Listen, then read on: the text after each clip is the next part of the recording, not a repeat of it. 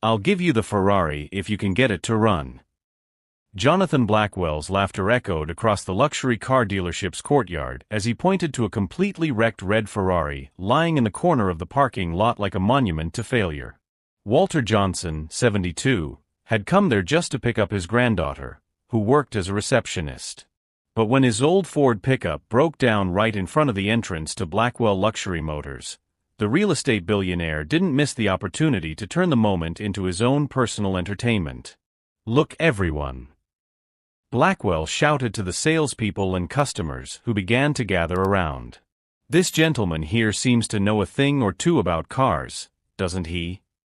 Sarcasm dripped from every word as he watched Walter try to start his 1998 pickup truck. The Ferrari in question was a 2019 model that had been completely destroyed in an accident. Blown engine, bent chassis, fried electrical system. It was literally a pile of red metal that Blackwell kept as a trophy from the time he successfully sued the young heir who had destroyed it in an illegal race. 5 different mechanics have already said it's impossible to fix this machine, Blackwell continued, now filming with his cell phone for his social media. "But I'm sure someone with your experience can figure it out, right?" Walter slowly got out of the pickup truck, his calm eyes scanning the wrecked Ferrari. The laughter around him grew louder when they noticed his calloused hands and simple work clothes. What none of them could see was the glimmer of recognition that passed through the old man's eyes as he observed specific details in the wreckage. "Sir," Walter said in a calm voice, "may I take a closer look?" Sure. Blackwell was almost crying with laughter. "You can even get inside if you want. Just be careful not to hurt yourself on the metal." As Walter approached the Ferrari, completely ignoring the laughter and malicious comments, something in his posture changed. His fingers lightly touched the dented hood, and for a brief moment, an almost imperceptible smile crossed his face. What Blackwell and his privileged audience didn't know was that those calloused fingers had built much more than they could ever imagine. And if you're enjoying this story, don't forget to subscribe to the channel, because what happened next turned that afternoon of humiliation into something none of them would ever forget. The humiliation that Blackwell had planned as a 5-minute show turned into a cruel spectacle that lasted over an hour. Other customers at the dealership stopped to film, sharing it on social media with hashtags like #OldManTryingToBeAMechanic and #FerrariImpossible. "Everyone, check this out!" Blackwell shouted to a growing audience. 30 minutes in, and he still believes he can do it. What admirable determination. Laughter echoed across the lot as Walter continued to meticulously examine each component of the wrecked Ferrari. Walter's granddaughter, Rebecca, had left for lunch and had not yet returned. No one there knew that she worked at the front desk, which made the situation even more delightful for Blackwell. He was humiliating a complete stranger without any social consequences. "You know what impresses me the most?" Blackwell continued, now broadcasting live on Instagram to his 200,000 followers. "The confidence. Look at him, completely focused, as if he really knows what he's doing. It's almost touching, don't you think?" Walter had carefully removed the control panel, completely ignoring the comments. His hands moved with a precision that began to bother some of the more attentive observers. These weren't the movements of someone trying to guess. They were the confident gestures of someone who knew exactly where each component should be. "Hey, old man!" shouted one of the salesmen, Ryan, encouraged by the laughter. "My dad owns a bike shop. I can get you a job there if this doesn't work out." The joke was met with thunderous approval, but Walter didn't even look up. At 72, he had learned that dignity lay not in the words he spoke, but in the actions he took. And at that moment, his actions were telling a story that none of them were prepared to hear. What the privileged audience couldn't know was that Walter Johnson had spent 45 years of his life working on something far more complex than luxury cars. While Blackwell accumulated inheritances and manipulated real estate contracts, Walter had devoted 4 decades of his life to a kind of precision that transformed ordinary metal into engineering miracles. 45 minutes. Blackwell announced, consulting his Rolex ostentatiously. "Impressive. People usually give up at 10. Such persistence. It was then that Walter finally spoke, without taking his eyes off the engine. "Mr. Blackwell, may I ask you a question?" Blackwell's laughter faltered for a moment. How did this man know his name? "Have you ever built anything with your own hands?" Walter continued, now looking directly at him. "Something that existed only in your imagination and had to become real through your work?" The question caught Blackwell off guard. I built a real estate empire," he replied, trying to regain control of the situation. "No," Walter said softly. "That's not building. That's buying." An awkward silence fell over the group. There was something in Walter's voice, a quiet authority that didn't match the image of a helpless victim that everyone had created. Each new attempt at humiliation only revealed more about the true nature of these two people, one who had built his life on appearances and inherited privilege, and another who had shaped the world with his own hands, one piece at a time, over decades of quiet, dedicated work. 2 hours had passed when Walter asked for a specific screwdriver.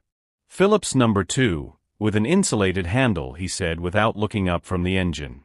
The precision of the request made Ryan, the salesman, stumble over his words. I don't know if we have that here."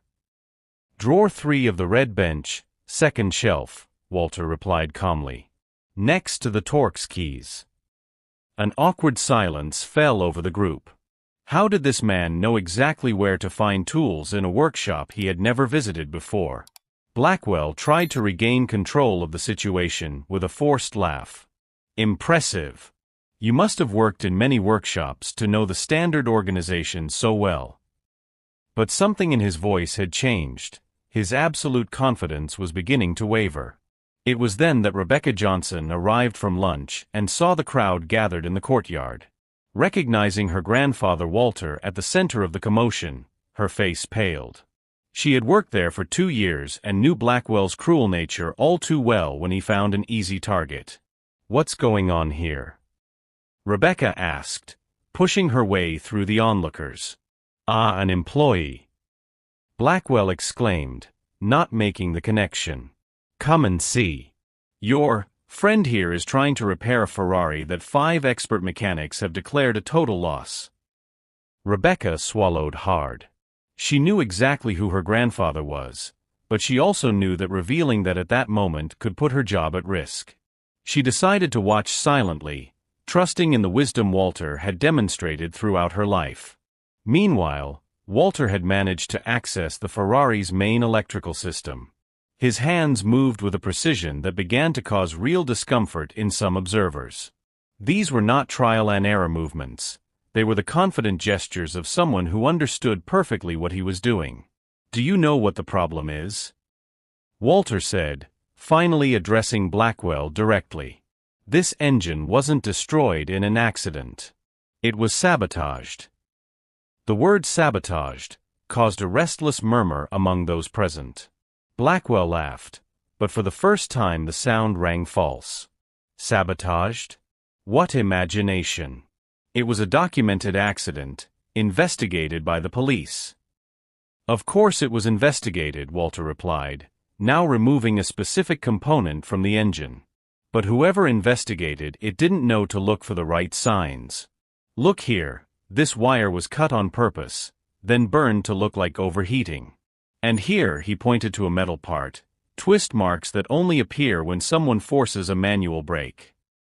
The audience leaned in to get a better look. Even to the untrained eye, the evidence Walter pointed out was unquestionable. Someone had indeed destroyed that Ferrari on purpose, in a meticulous and calculated manner. "This is ridiculous." Blackwell exploded, but his voice betrayed his nervousness. "You can't prove any of this." Walter smiled for the first time that afternoon, not a mocking smile, but one of someone who had finally found all the pieces of a complex puzzle. "Actually, I can. Every engine has a unique signature of wear and tear. And when you work with high-performance engines long enough, you learn to read those signatures like fingerprints." Rebecca felt her heart race. She knew that her grandfather had worked for 4 decades as chief engineer of Ferrari's racing engine division in Italy before retiring and moving to the United States to be closer to his family. But more importantly, she knew that Walter had personally designed the engine for that particular Ferrari.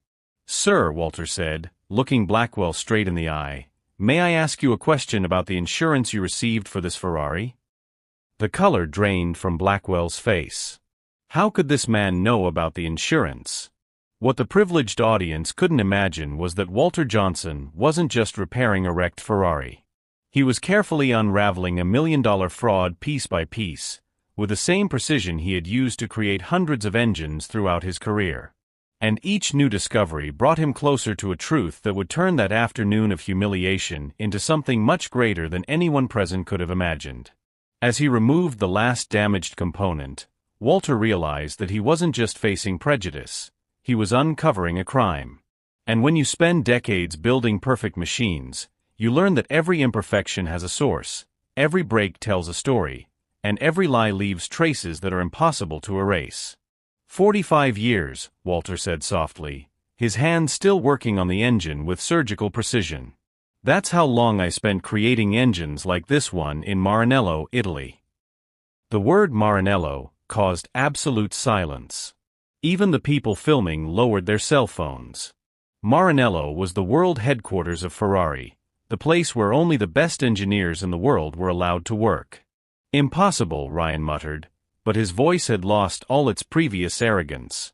Walter smiled and removed a specific metal plate from the engine. Serial number F2019, WJ447. The initials WJ are no coincidence. Walter Johnson. I personally designed this engine in March 2019. The blood drained completely from Blackwell's face. He tried to speak, but only an incoherent noise came out of his throat. "Mr. Blackwell," Walter continued, now looking directly at him, "would you like to explain how an engine I designed to be fail-safe suffered an accident that damaged the exact 3 components that would yield the largest insurance payout?" Rebecca slowly approached, her heart pounding. She finally understood why her grandfather had accepted that humiliation without resistance. He was investigating. This engine, Walter lifted a specific part, was deliberately destroyed using a very specific technique. The injection system was forced to operate at a temperature 40% above the limit for exactly 4 minutes and 17 seconds. Long enough to cause catastrophic damage, but too short to appear accidental to anyone who understands manufacturing. The audience now watched in complete silence. Some began recording again, but this time to capture the revelation, not the humiliation. "You can't prove any of this," Blackwell shouted, finally regaining his voice. "It's the word of a black man." Walter calmly finished. "You're right. It would just be my word against yours." He smiled and removed his cell phone from his pocket. "Fortunately, it's not." Walter held up his phone screen to the camera of someone who was still filming. "I just sent a message to Lorenzo Benedetti, current director of engineering at Ferrari Maranello, along with detailed photos of this engine and my technical analysis of the sabotage." Walter's phone began to ring. "May I take this?" "It's Maranello." Walter answered and put it on speakerphone. "Hello, Lorenzo." "Walter. Dio mio. I just saw your photos." The Italian accented voice echoed across the dealership courtyard. "Questo è impossible. That's the engine you designed for American customer Blackwell, isn't it? What was it doing in an accident?" "Exactly my question, Lorenzo," Walter replied, his eyes fixed on Blackwell. "Especially considering that this engine has a safety device that I designed specifically to prevent the types of failures that supposedly caused this accident." "Walter, my friend, are you recording this? I need this to get to our legal department immediately. That Ferrari was sold with fraudulent insurance." Blackwell tried to move closer to turn off the phone, but Walter gently moved away. "There's more, Lorenzo. The current owner claims that 5 different mechanics have declared this engine irreparable." Ridiculous. You designed this engine to run for 500,000 kilometers without major maintenance. If someone said it's beyond repair, they're either incompetent or lying. At this point, Rebecca finally approached. "Grandpa Walter," she said loudly enough for everyone to hear, "do you need help?" The silence that followed was deafening. Blackwell looked from Rebecca to Walter, finally making the connection that would destroy him completely. Your granddaughter works here?" Blackwell stammered. "For 2 years," Rebecca replied firmly. "And in all that time, I've heard your jokes about people like my grandfather. People who, according to you, don't understand real cars." Walter hung up the phone after saying goodbye to Lorenzo and addressed Blackwell directly. "Sir, for 45 years, I designed 847 different engines for Ferrari. I trained hundreds of engineers. I received 23 international awards for automotive innovation. And today, at 72, I retired to be close to my family." He paused and looked around at the audience, who were now watching in absolute silence. "But I have also learned that some engines, no matter how perfect they are sabotaged by people who value money more than integrity." "You can't prove that Blackwell began desperately. "Actually, I can." Walter showed his cell phone again. "Because while you were enjoying humiliating an old man who doesn't understand cars, I recorded our entire conversation, including your admission about the insurance payment." Blackwell's face turned into a mask of pure terror. In his arrogance, he had commented on receiving $2.3 million in insurance money for a totally irreparable Ferrari. "And since we're talking about recordings," Walter continued, "I imagine the insurance company will be very interested to know that the accident that cost them millions was, in fact, intentional sabotage documented by the engine's creator himself." Blackwell began to visibly shake. His real estate empire, built in part on fraudulent insurance money, was about to collapse. Worse still, his arrogance had been recorded and broadcast live to hundreds of people. "Mr. Walter," said one of the customers who had been filming, "can I post this on my social media? The world needs to see this." Walter nodded kindly. "Of course. But do me a favor, post this too."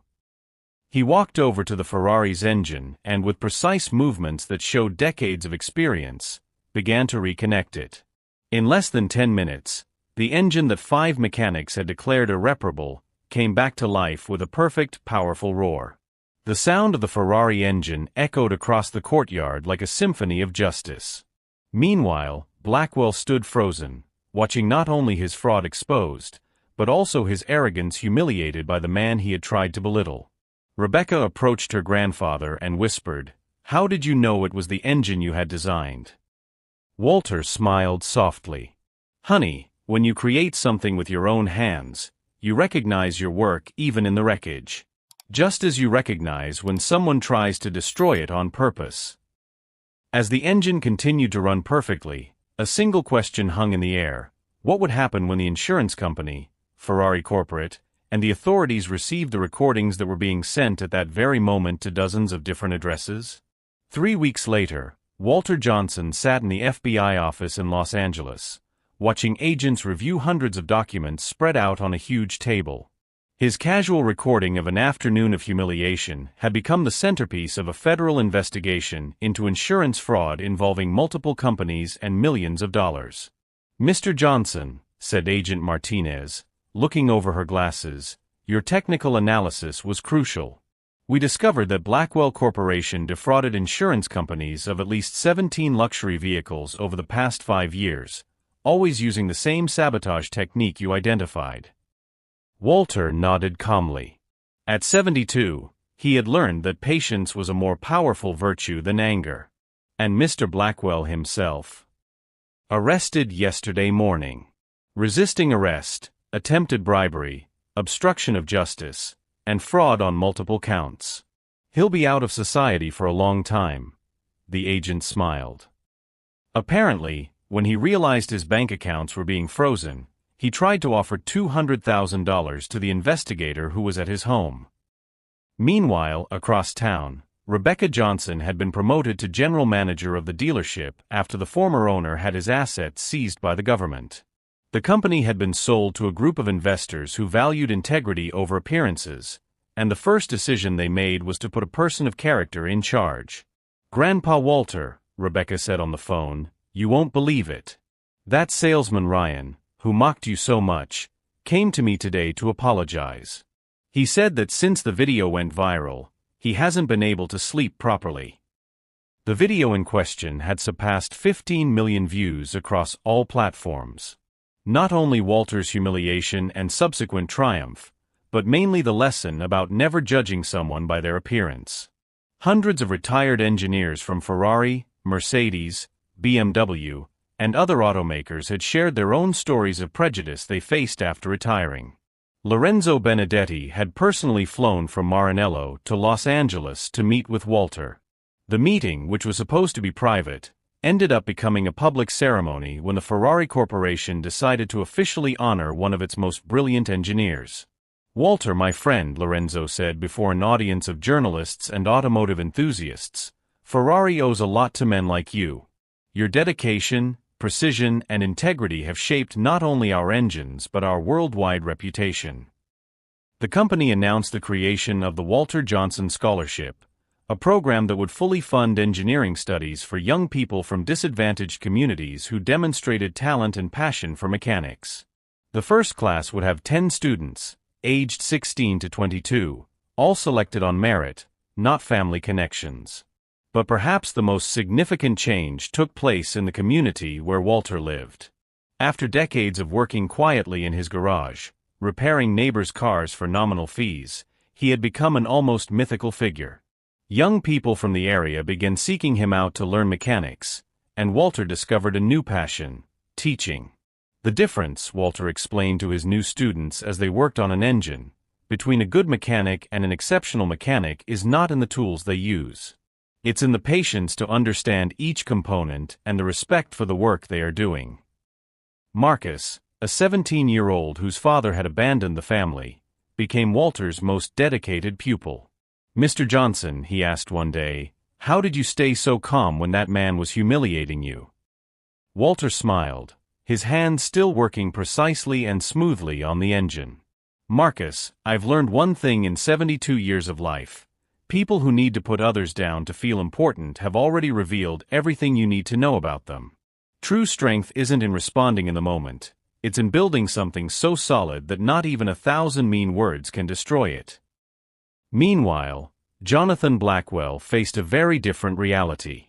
His real estate empire had completely collapsed when investigations revealed that multiple projects had been financed with fraudulent insurance money.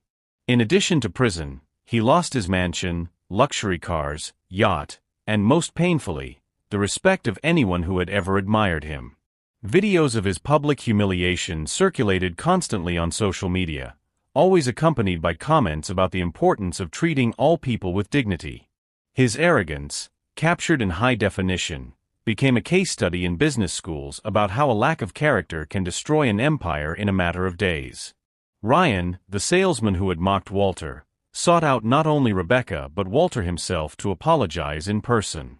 The meeting took place in the garage where Walter now taught, surrounded by young apprentices of all ethnicities and social classes. "Mr. Johnson," Ryan said, visibly embarrassed, "I know my words were inexcusable.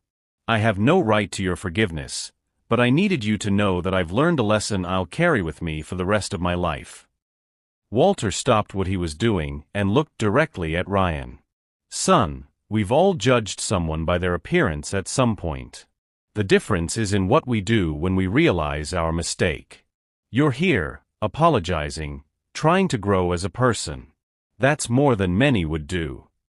He extended his hand, greasy but firm. "If you really want to redeem yourself, come help teach these young people about honest sales. They'll need to know how to deal with customers when they open their own shops." Ryan's transformation was remarkable. He began attending Walter's classes regularly, not only helping with sales knowledge but learning about humility and respect. 6 months later, he would be promoted in the dealership's new management, this time on genuine merit, not flattery. The Ferrari that Walter had repaired became a permanent attraction at the dealership, now renamed Johnson Premium Motors. A plaque next to the vehicle told the full story of that transformative day, serving as a constant reminder to employees and customers of the importance of never underestimating anyone. During the grand opening ceremony for the new dealership, Walter was invited to speak to an audience that included mayors, business leaders, and journalists. His speech, simple and direct as always, resonated far beyond that event. For 45 years, I built engines that took people to the farthest corners of the world, Walter said into the microphone, his voice calm but laden with experience. Today, I realize that the most important engine I can help build is the next generation. Young people who will understand that true success comes not from diminishing others, but from elevating oneself through honest work and dignity.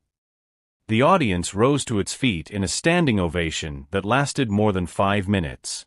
Among those present were dozens of other retired professionals, doctors, engineers, teachers, artisans, who had faced similar prejudice after leaving their careers. Walter's story had become a symbol of resistance and dignity for an entire generation that refused to be invisible. 6 months later, the Walter Johnson Scholarship had grown to 50 students, funded not only by Ferrari, but by donations from people around the world who were inspired by his story. The program expanded to include not only automotive mechanics, but aeronautical, naval, and renewable energy engineering. Marcus, the young man who had asked about patience, was accepted into the California Institute of Technology on a full scholarship, carrying with him the lessons he learned in Walter's garage about persistence, respect, and excellence. In his acceptance letter he wrote, "I have learned that true knowledge comes with humility, and that the greatest honor is to use your skills to lift others." Last week, Walter received an unexpected letter. It was from Jonathan Blackwell, written from prison. The letter, respectful and genuinely remorseful, asked for forgiveness and acknowledged that that day at the dealership had exposed not only his financial fraud but his moral bankruptcy. He had finally understood that true wealth was never in his material possessions, but in the respect a person builds through their actions. Walter responded to the letter with the same dignity that had always characterized his actions. He did not offer easy forgiveness, but he recognized the courage it took to admit such profound mistakes.